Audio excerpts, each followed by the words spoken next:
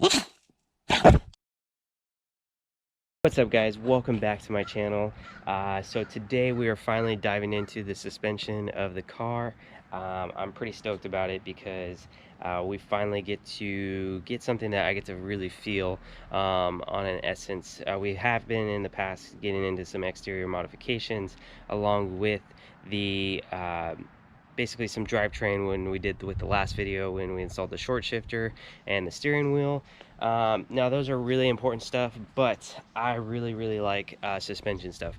I like feeling the difference in the car on how it handles, on how it reacts. I'm really big. I mean, it might be because I'm preference because I am a road racer, but I really just like suspension stuff.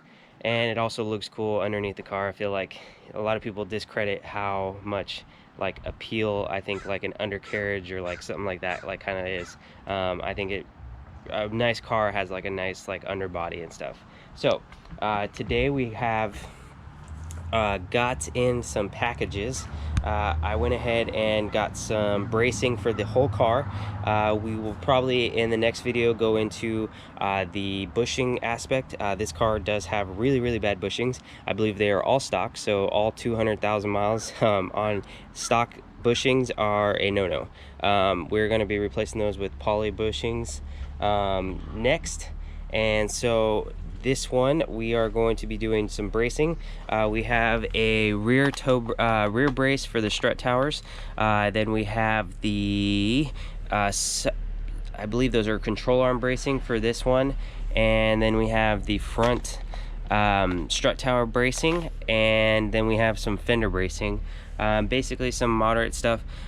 To put this into preference, this stuff ran me about $500 for all of these. They're not badly priced. I heard that the best mod is going to be those fender bracing ones. I believe we have to take off the fender for that, so that's going to be fun, but I think it'll be easy to do.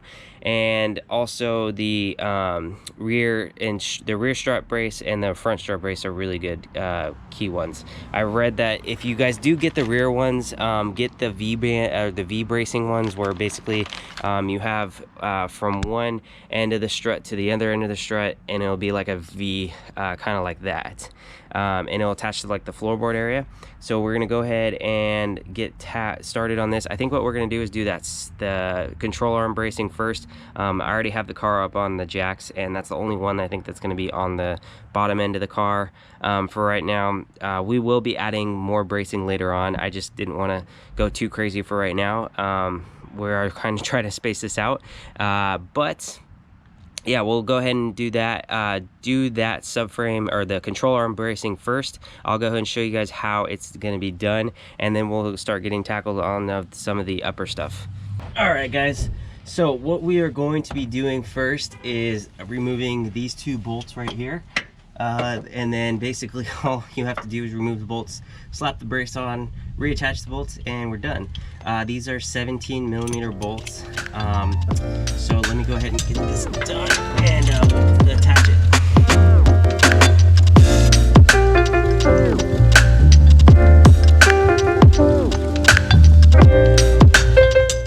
And just like that, guys, we went ahead and installed the first bracing. So that was super simple. I'm actually really surprised on how easy that went. So we'll go ahead and get the next portion done, and or head to the top and get the next one done. Next up is going to be the strut mount in the front. What we're going to go ahead and do is remove, I think these are 12mm bolts.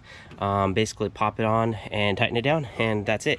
And then we're also going to have to tighten down these adjustable rod ends, are basically just to tighten up because this is pretty loose right now. So we'll tighten that up and then throw those on, and that's going to be it. So far, really easy.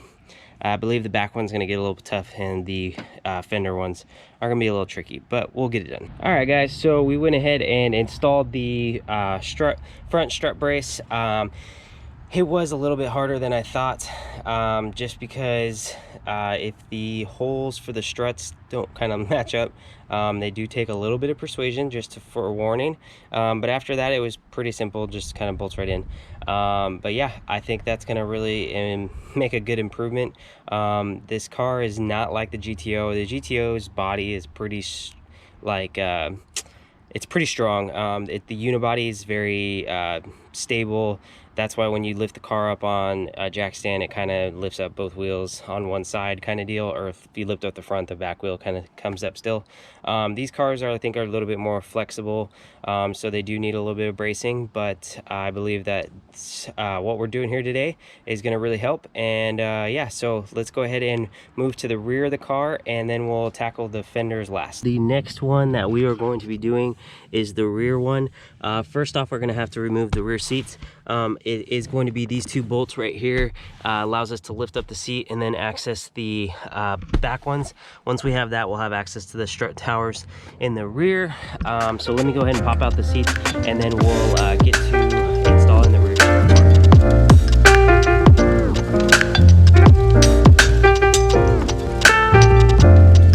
So we went ahead and removed the bolts from the strut tower braces. So there's 3 bolts on each side. They're 12mm bolts.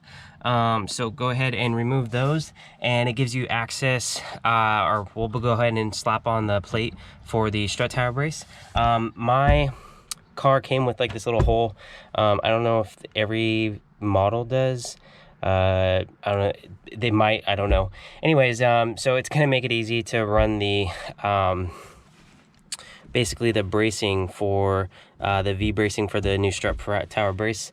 But let's go ahead and drop in the first let's go ahead and drop in the plates first, and then we'll move on to that step. I went ahead and installed the plates. You guys, for a bit of advice, I did it without taking the seat belts off. It was a little bit more difficult to fit it in. If you guys really have a hard time fitting these plates in, just go ahead and take the seat belts off. It's 1 bolt, like right there. It's a 14mm. And if you guys do have the dampening rods like I have here, you're gonna have to take those off to fit it over. Other than that, it's pretty simple. They're in place, and I think we're gonna go ahead, and I think the next thing that we're gonna have to do is figure out where we're gonna mount the rod placement on, or the plate bottom for the V rods to attach to the trunk. So we'll go ahead and see. I think we're gonna have to do some drilling too. So let me go ahead and get that mocked up, and then we'll go ahead and drill it out, mount the plates, and then mount the actual bracing. So I went ahead and finished up the install on the rear trunk brace. It's a triangle brace is what I found out. But yeah, so it's finished up. I'll go ahead and show you guys how it is. Sorry for all the crap, but yeah, we got it all installed. Definitely do notice a difference. I took it for a test drive last night, and before I had these really bad like creaks every time I would go over bumps, or like, you know, the into driveways kind of deal. And I hear that the rear of this car really flexes a lot, and that is like that's a big ticket item that helps reduce the flex, and all the creaks actually stop. So really impressed with it. We still have the fender braces, but I'll probably just knock those out on my own. That way I don't have to film it or anything like that. But yeah, I'll probably knock those out. And I put sway bars in last night. Super simple install, just like it's 4 bolts, undo it, and kind of just drops right out. Super easy. Car handles 10 times better after all these suspension mods.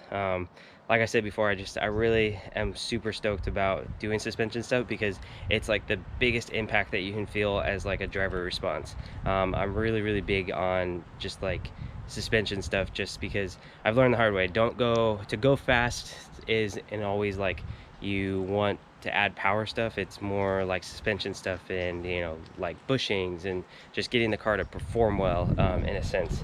So I'm super stoked about all this stuff. But yeah, that's gonna probably wrap it up for today's video. I hope you guys enjoyed it. If you guys did, make sure you guys like the video. It would really help me out, and also subscribe. Like I said before, we're trying to hit that 1,000 subscriber mark before the end of the year. I really think we can do it, so go ahead and subscribe for me if you could, and that'll be it. I'll catch you guys in the next video. Peace. I gotta get this on video now.